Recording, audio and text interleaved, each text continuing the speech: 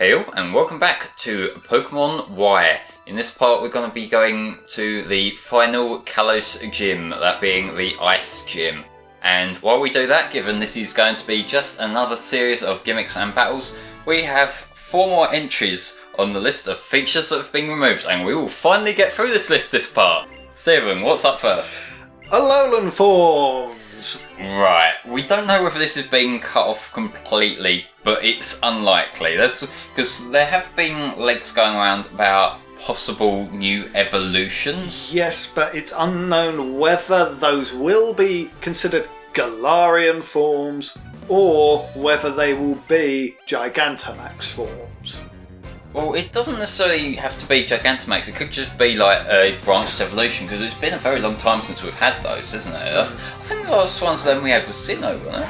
Yeah, pretty sure it was, yeah. Yeah, like last time they just added a new evolution to an existing family line, so if these rumours are true, like there's one going on about like Farfetch'd and a new Persian alternate like evolution.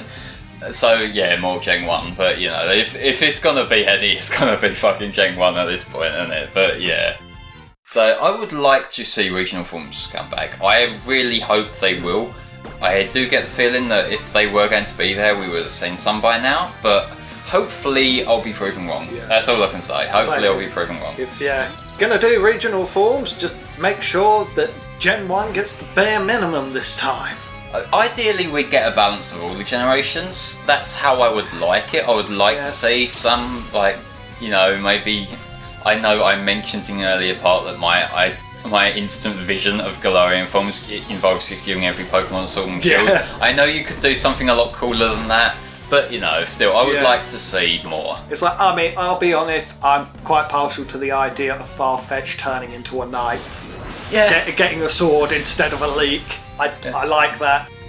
What was it, the league name? I think it was Surfetch'd, wasn't it? Yes, that's the name that's been going around. That is beautiful. I actually hope that's real now, just because that... Its absurdity is something I would appreciate. Yeah. Because it's like, it's in the right area. I think, isn't Farfetch'd like the only Pokemon like from Gen 1 that doesn't have anything coming off it now outside of the legendaries? I don't think there's any others. Oh, Tauros doesn't, but you know, like it's them two, I think. Wait, what? Like Pokemon that don't have any pre-evolutions or evolutions. Oh right, yes. Just in Gen 1. Yeah, like because pretty much all the Gen 1 Pokemon that were like that have now had either a pre-evolution, an evolution, or both. Like we had like Electabuzz, Magmar. We got Scyther but with Scizor. Yes, Scyther got an evolution. Even fucking Tangela got an evolution. Yeah, like no one cares about Tangela. Yeah, got Tangrowth. Yeah, it's ugly as shit, and I'll never use it, but it exists. I don't hate Tangrowth personally. I don't hate it. It's just I don't give a shit about it either. Fair enough. Fair enough. Isn't there a running joke that Shuckle should get an evolution or something? Everybody loves Shuckle. Shuckle is a stupid design that I love. I mean, for goodness sake, it's this little worm that hides in a rock, and it's got the highest special defense and defense of any Pokemon. That is just wonderful. It really is. What's next on our features list? Right. SOS battles. Isn't that the fucking annoying thing where it spawns in another Pokemon? Yes. Yeah, that can fuck off forever. I think that just needs to be handled differently. No, it needs to fuck off forever. It's annoying. I never hated it. Like it is just flat out annoying. You know, like you're trying to fight a Pokemon and you've just got your one Pokemon out, but then they just spawn in another one. Like it made the totem battles go on far too long, and it makes it really annoying if you're trying to catch something. Because then, like, you only get, like, say 1 or 2 turns before it just spawns in another one. So you get a very small window of when you can catch it. And, like, granted, you could tweak that bit by allowing captures, but then it still makes it harder to focus on weakening the one you want to get. And also, I think, depending on the kind of Pokemon, there could also be a risk of collateral as well. So, I don't know, I would just rather never see that feature again. I personally think it needs to be tweaked like many others, but... Fair enough. Yeah, but you're wrong. Shut up. Battle Royale.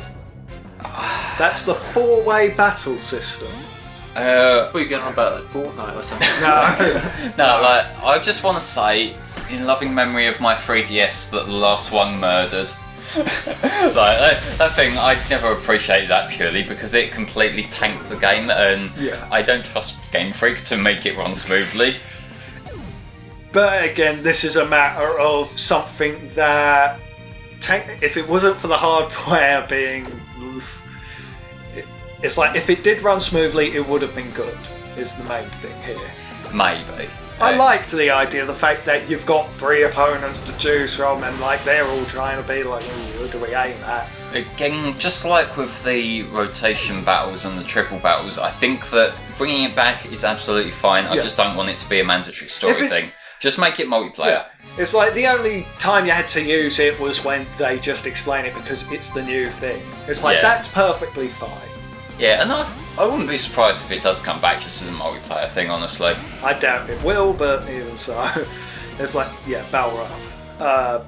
Lastly, Poképelago. I don't care about that, so I would rather it be something a lot more streamlined. I enjoyed it. The fact that your Pokemon that are stored away, you can actually do something with them. They're actually doing something of use. Wait, what was that? I thought that was the thing that when you go into the multiplayer tents and shit. No, that is the festival place. Oh yeah, that's We'll get to that mess later. Alright, okay. So which one was Poképelago? Poképelago is for the PCs. When your Pokemon are stored away, there's these little islands that you can send them off to like relax, or you can send them off on expeditions and that, and they'll come back with items. Oh right, yeah. Oh, that seems harmless. Yeah, it's a harmless little feature, and it's like you're using your Pokemon in a unique fashion. To be fair with these kind of things, these are like a low priority in my eyes. Like, I would rather, like, out of all the features that we've been through over these last 4 parts, I would say I personally prioritise the ones that are gameplay specific, like Mega Evolution. Like, to a certain degree, Z moves. They're not the most hyped things in the world, but they're cool. You know, like, but removing Z moves would hinder Necrozma a bit. Yeah. But you could transform that into just not calling it Mega Evolution, much like with Kyogre and Groudon, because they got Primal Reversion. Plus, by the same token, they could always just wreck on how it transforms. Exactly.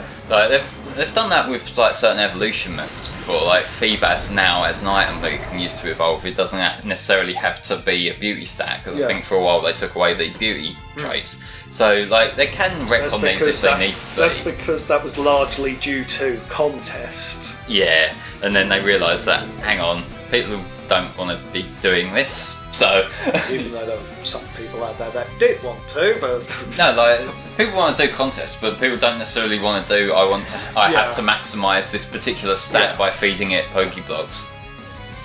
And like, given how much of a pain in the ass Feebas is to get already, I think then having an obscure like way to evolve it as well, I think that's a bit on the bullshit side. So I'm glad they simplified that. I definitely agree with you. Like things like Mega Evolution and Z moves definitely need to be prioritised and bringing back. But if it wasn't for the fact that they've been removed, it's like I'd be really irritated about the fact that all of these quality of life things that have been introduced over the years that were excellent but not quite done justice have just been completely stripped from the game with no reason. And there was a recent interview with Game Freak, I think it was with Masada, I think. And they stated that, and they were asked, why is it that every game features are removed regardless of whether they have been well received or not? And their answer was to surprise players. That sounds like a Masada response. That is just the dumbest response. The dumbest excuse for removing features. I'm not going to go out and swear and all that, but it's just so stupid and brain dead. Well, that's a nice surprise. That Why was- Megas or I don't know. You're removing features to surprise people I have and a make feeling them have that hope that there is hope that one day it will return for one more game. I get the feeling that's probably something of just trying to put a positive spin or even like a mistranslation between things. Because like, it is very possible that what he's trying to say is that he wants to surprise people with the new things rather than recycle old ones. Get that? But what's the point when you're bringing in great ideas and never doing anything with them? Yeah, like I can say that. I'm not trying to downplay I that, know, but but- like I do try and see where they're coming from these things just to try and understand it, and sometimes you just can't. Like, sometimes it is just like Masuda doing a Masuda, but you know, like I do try to understand where he's coming from when I can. And yeah, let's use close combat on this ugly bastard. So I can only see so far with this sort of excuse.